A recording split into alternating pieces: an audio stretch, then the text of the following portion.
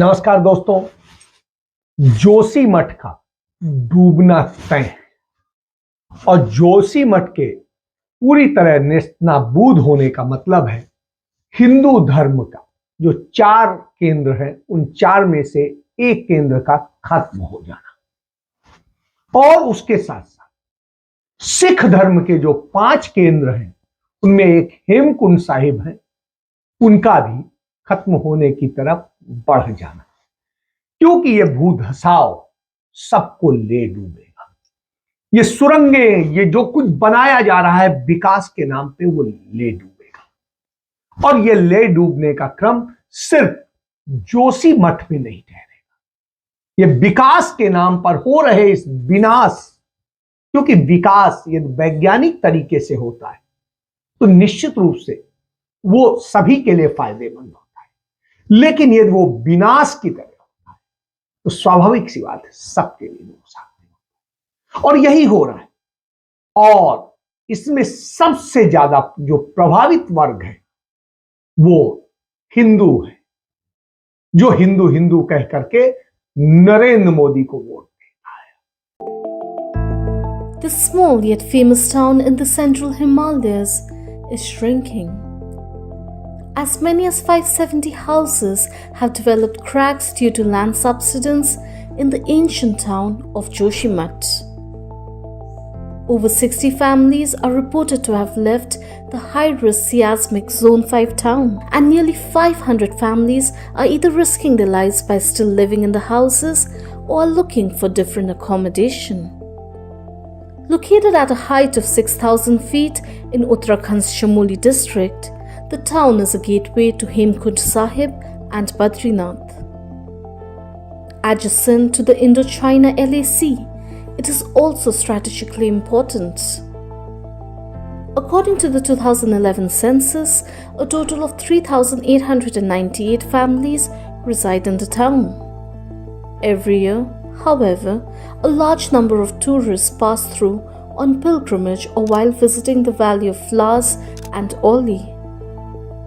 Tourist influx has led to the exponential expansion of Joshimath, leading to the unwarranted construction of buildings and roadways. According to experts, the land is slowly sinking in several parts of the town because of overconstruction and population pressure.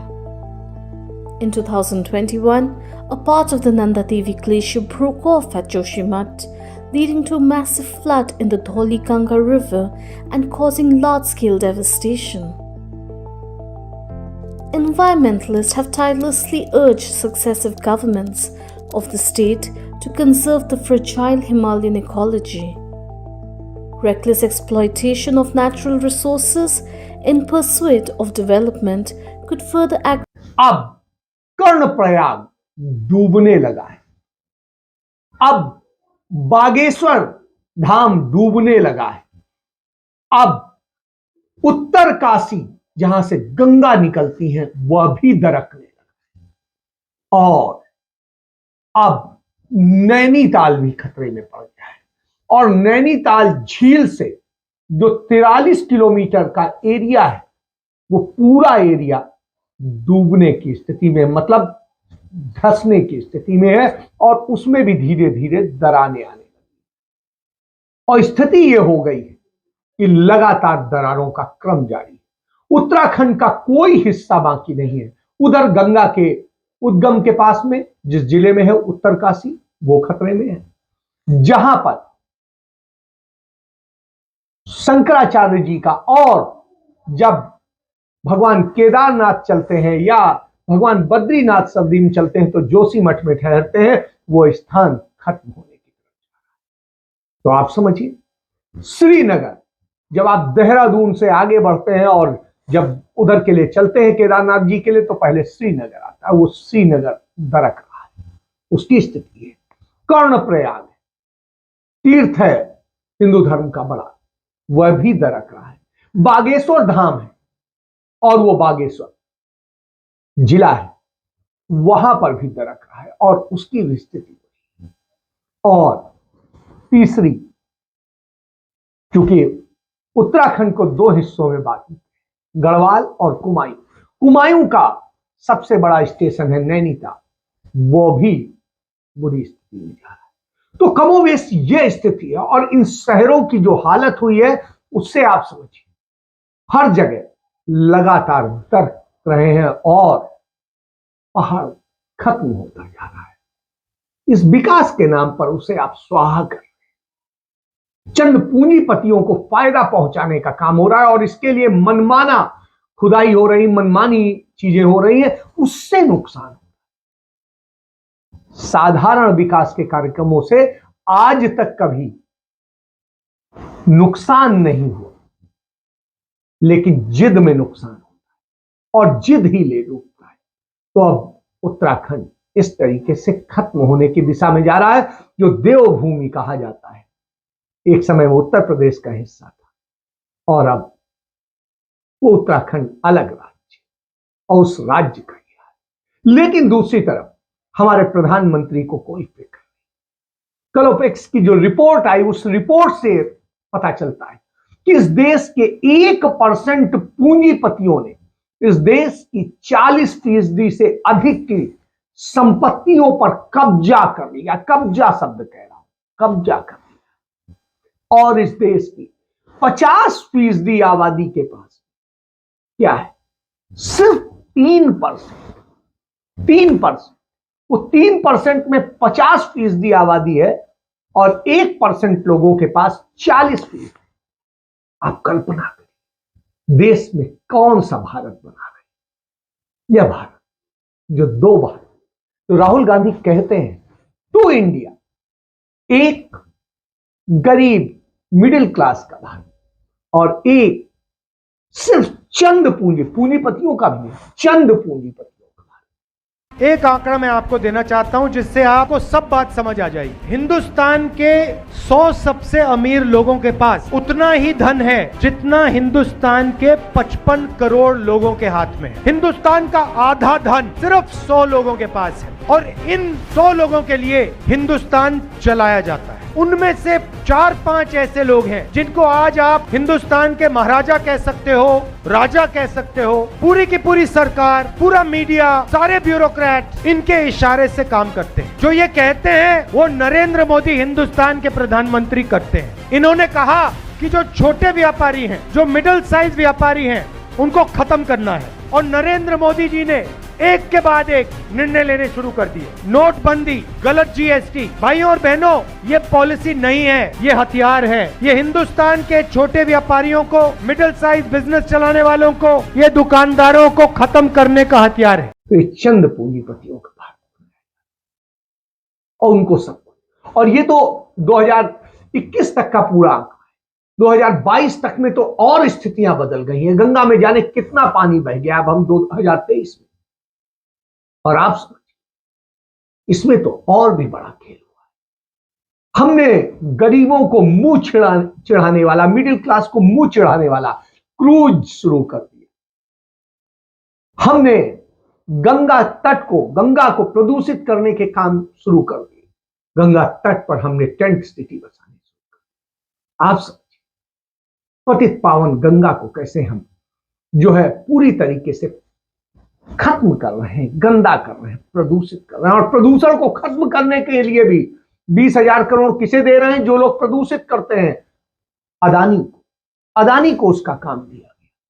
अब आप समझिए कि गंदगी भी आप फैलाओ, गंदगी साफ करने के नाम का पैसा भी आप लो। तो ये मुंबई में भी दे दिया गया धारावी का पूरा ठेका, किसको?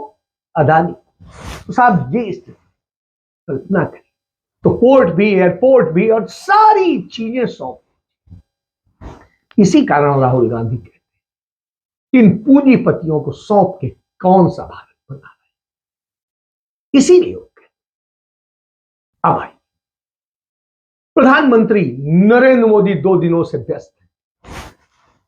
राहुल गांधी ने तो 3300 किलोमीटर की यात्रा तय कर ली है। 3300 किलोमीटर वो चल करके पहुंच चुके पंजाब के होशियारपुर जिले, और अब कुछ ही दूर बचा श्रीनगर।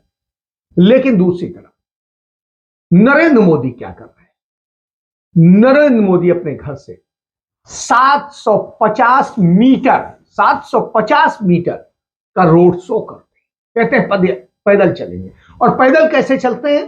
पैदल नहीं चलते हैं, जो उनकी गाड़ी है बुलेट प्रूफ, उसी के जो पांव रखने के लिए बना हुआ, उसी पर पांव रख करके चलते हैं। मतलब एक जमीन पे पांव नहीं है, जो कहते थे हम फकीर हैं, जमीन पर पांव। क्यों? जीत रहे हैं देश के प्रधानमंत्री। और प्रधानमंत्री पद का इतना घमंड शायद ही आपने देखा हो, इतना मदारीपन आपने शायद ही देखा हो, इतने तुच्छ शब्द शायद ही आपने देखे हो। तो अब क्या हो रहा है? 2 दिन से भारतीय जनता पार्टी की राष्ट्रीय कार्यकारिणी की बैठक चल रही है और उसमें राष्ट्रीय अध्यक्ष जेपी नड्डा का फिर जैसे होता है, दूसरों से पूछते थे, खुद मनमानी कर देते हैं। कौन सा चुनाव होता है? कहीं कोई चुनाव नहीं होता। आज साहब फिर से रिपीट, पर से हो गए। तो यह स्थिति है, जबकि कांग्रेस में तो चुनाव होता है और कांग्रेस में सदैव चुनाव होता है। तो यह स्थिति कि जेपी नड्डा फिर जो है उनका कार्यकाल बढ़ा दिया गया, वो अध्यक्ष बने रहेंगे 2024 तक, क्योंकि मोदी और शाह के लिए वो मुफीद पर्सन ये समझ। और उन्होंने क्या कहा कि जून 2024 तक जब वो बने रहेंगे, चुनाव तक 2024 तक, उसके आगे भी वो रिपीट कर जाएंगे, कोई बड़ी बात नहीं है। तो उस समय तक स्थिति क्या हो? उस समय तक जो चुनाव पड़ेंगे, 10 राज्यों के लगभग चुनाव, 9 राज्यों के इसी साल है और उसी में मुझे लगता है और भी, तो 10 राज्य और फिर लोकसभा का चुनाव। और ऐसी स्थिति इस मिशन के तहत बैठक की गई और उसमें इस मिशन पर चर्चा की गई कैसे हमें करना, और उसके लिए जो मॉडल सुझाया गया, वो मॉडल क्या था? वो मॉडल है कि गुजरात मॉडल हमें अडॉप्ट करना है और गुजरात मॉडल के ही बूते हमें वो करना है। तो ये समझ लीजिए, तो गुजरात मॉडल को लेकर के चुनाव जीतने की एक रणनीति तय की जा रही। और यह 1980 में जब अटल बिहारी वाजपेयी ने भारतीय जनता पार्टी बनाई थी, तो उस समय बड़ी नैतिकताओं का उन्होंने जिक्र किया। लेकिन आज क्या स्थिति? आज वो सारी नैतिकताएं, सारे जितने जन सरोकार और सारी बातें होती तो खत्म हो गई। इस पूरी बैठक में न उत्तराखंड के उस भूधसाव पर चर्चा हो रही है, न इस देश में जो गरीब से गरीब होते जा रहे लोगों पर चर्चा हो। क्यों? क्योंकि कह दिया गया हम तो भिखारी बना रहे हैं, और जो भिखारी बना रहे हैं, जो 5 किलो अनाज दे रहे हैं, उस अनाज के पूदे हमें वोट मिलेगा। तो हमें उस पर भरोसा है कि इस देश की जनता जब तक भिखारी रहेगी, हम जीतते रहेंगे। तो आप समझिए, भिखारियों के बूते जीतने का, पीड़ितों और दलितों और तमाम सारे लोगों को जिनको बिल्कुल निरीह बना दिया गया है, उनके बूते जीतने का वो सपना देख रहे हैं। और वो सपना देख रहे हैं उस झूठे विपक्ष का, छद्म विपक्ष का, जो वास्तव में उनकी सत्ता को स्थापित करने के लिए काम करता है, उसके बूते वो कर रहे हैं। और यह स्थिति है। और इसके बाद में जिस तरीके से 10 विधानसभाओं के चुनाव होंगे और उनमें जिस तरीके से, तो उनमें 10 राज्यों में जो है 17% लोकसभा सीटें हैं टोटल सीटों का। 25 राजस्थान में है, 29 मध्य प्रदेश में है, 11 छत्तीसगढ़ में है, कर्नाटक में 28 है, तेलंगाना में 17 है, जम्मू कश्मीर में 6 है, त्रिपुरा में 2 है, मेघालय में 2 है, नागालैंड में 1 है, मिजोरम में 1 है। तो टोटल 112 लोकसभा सीटें भी इस क्षेत्र में आती हैं जिन राज्यों में चुनाव होता है। तो आप समझिए, और इनमें जीतने के लिए सब कुछ, हर काम करने को तैयार है कि जिससे वो बने, उसके लिए पूरा पैसा झोंका जाएगा, सारी चीजें की जाएंगी। और देश में भिखारियों जिनको बनाया गया, उन भिखारियों के बूते चुनाव जीतने का पूरी मुहिम तैयार कर ली गई है कि कैसे हम जीतेंगे। तो आप समझिए, तो इस तरह की स्थिति है। और इस तरह की जब स्थिति हो तो आपको सोचना पड़ता है कि क्या हो रहा है। तो यह एक सत्य है और इस सत्य को समझिए। तो जब हम इसको समझते हैं तो जीत का और क्या आधार हो सकता है? तो एक जीत का आधार दक्षिण में कांग्रेस मजबूत हो रही है और जिस तरीके से कांग्रेस के लिए राहुल गांधी की भारत जोड़ो यात्रा ने एक टॉनिक का काम किया, उसे कैसे जहर में बदला जाए, खत्म किया जाए, इसके लिए दक्षिण में काम किया जा रहा है।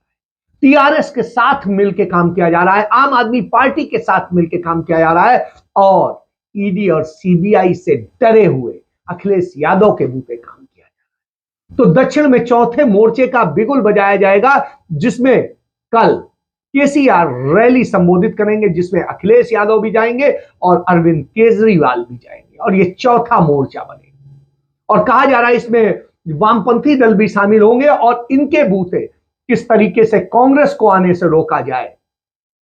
तो यह स्थिति, क्योंकि भारतीय जनता पार्टी की स्पीड को तो रोक नहीं सकते, तो कांग्रेस को खत्म करेंगे और इस पर यह काम कर रहे हैं और यह है, इसलिए इसे चौथा मोर्चा माना जा रहा है। और जनसभा से पहले आप देखिए, ये सारे जो मुख्यमंत्री हैं जो जाएंगे, पंजाब के मुख्यमंत्री, दिल्ली के मुख्यमंत्री और यूपी के पूर्व मुख्यमंत्री, और ये सारे लोग जो जा रहे हैं, जाने के बाद में वही हिंदुत्व मॉडल जो भारतीय जनता पार्टी का है उसी को एडॉप्ट कर रहे हैं। इससे पता चलता है कि ये उनके ही एजेंट है, उनकी ही टीम है और यह बात साबित होती है। इसीलिए कांग्रेस पार्टी इनमें से अखिलेश यादव को छोड़ करके, वामपंथी दलों को छोड़ करके, इन दोनों को जो है निमंत्रण नहीं दिया अपनी मीटिंग के लिए, अपने भारत जोड़ो यात्रा के समापन कार्यक्रम के। यही वजह है। तो इस तरीके से, और ये करके किस तरीके से चुनाव जीतने की रणनीति करनी, तो पूरे वक्त में लोग कह रहे हैं कि कांग्रेस पार्टी ने तैयारी नहीं करी। बिल्कुल नहीं करी। क्यों नहीं की? क्योंकि चुनाव की तैयारी चुनाव के लिए होती है, उसलिए नहीं होती है। और चुनाव की तैयारी के चक्कर में हम देश को नहीं वो कर सकते हैं। और जिस तरह की स्थिति देश पर सोचने की, कतर में पिछले 4 महीने से जो है हमारे 8 जो है नेवी के अफसर कैद हैं, लेकिन भारत सरकार ने उन्हें छुड़ाने के लिए अब तक कुछ नहीं। आप समझिए, इस पर आपसे कोई चर्चा नहीं करेगा। सैनिकों के जब आप बात करते हैं कि उनकी सुरक्षा, उनके सम्मान और सारी चीजों की बात, तो हमारे नेवी के 8 अफसर जो पिछले 130 दिन से कतर में कैद हैं, उनको क्यों नहीं छुड़ा रही भारत सरकार? क्यों डर रही है? क्यों बात नहीं कर रही? इसको समझिए। और जिस तरीके से बीजेपी ने पूरा उसमें कहा कि हम कर्नाटक मॉडल अपनाएंगे और उसको अपना करके सारे चुनाव लड़ेंगे, मतलब कर्नाटक मॉडल का आप मतलब समझ सकते। ये मॉडल वही है जिसमें किस तरीके से आप उसको खत्म करेंगे, किस तरीके से एक वर्ग विशेष को मार डालने की आप बात करेंगे और किस तरीके से करेंगे। तो यह स्थिति है। और जब यह स्थिति हो तो आपको सोचना होगा। तब आप कहते हैं कांग्रेस तैयारी नहीं कर रही। तो कांग्रेस पूरे वक्त जो है चुनाव लड़ने का काम नहीं करती, बाकी वक्त में काम करती है। चुनाव के वक्त में लड़ा जाता है। तो आप समझिए, लेकिन इनका क्या है, काम हो ना हो, चुनाव होते रहना चाहिए और चुनाव की तैयारी होते रहना चाहिए। उसमें फंड की तो कमी है नहीं, क्योंकि जैसे मैंने बताया कि आपको गरीब बनाने वाले अदानी अंबानी जैसे तमाम करोड़पतियों को देश की सारी संपत्ति कब्जा कराते हैं और उसके बूते पूरे 5 साल, पूरे 10 साल, पूरे 8 साल, जो भी कह लीजिए, सिर्फ चुनाव की तैयारी करते हैं। नगर निगम के चुनाव से लेकर के संसद तक के चुनाव, राष्ट्रपति तक के चुनाव, जिस तरह पैसा फूंकते हैं उससे आप समझ सकते हैं। तो यही इनका मॉडल है और इस मॉडल से काम करते हैं। तो ऐसे मॉडल से देश बनेगा या सिर्फ पार्टी के चंद लोग बनेंगे? एक जमाने में कहा जाता था भारतीय जनता पार्टी तो लालाओं की पार्टी, और ये लालाबाज। आज हम देख रहे हैं कि सिर्फ लालाओं के लिए काम कर, वो भी सारे लालाओं के लिए नहीं, चंद लालाओं। और लालाओं की पार्टी आप अपने हित की उम्मीद करें? बिल्कुल नहीं। वो तो आपको भिखारी बनाएंगे, क्योंकि टैक्स सबसे ज्यादा आप देते हैं। 64% टैक्स आप देते हैं और यह जो पूरे देश की संपत्ति पे कब्जा करें 1% लोग, वो सिर्फ 3% टैक्स देते हैं। 3% हिस्सेदारी है इनकी जीएसटी। तो आप समझिए, जीएसटी में आपकी हिस्सेदारी जो गरीब से गरीब है उसकी 64% है और इनकी 3%। यही एक सच है। और मोदी सरकार टैक्स जो कम करती है, इनका कम करती है। कारपोरेट टैक्स जो था 28% से घटा के 18%, लेकिन आपका टैक्स नहीं कम करे। तो यही इनका सच। ये है मोदी मॉडल, ये है मोदी इकोनॉमी, और ये है मोदी का चुनाव मॉडल। इसको समझिए और सावधान होइए उन दलों से जो विपक्ष का चोला ओढ़कर असल में भाजपा के ही लिए काम कर। पक्ष भी हमारा, विपक्ष भी हमारा। इसके साथ मैं अपनी बात समाप्त करता हूं। जय हिंद, जय भारत, वंदे मातरम।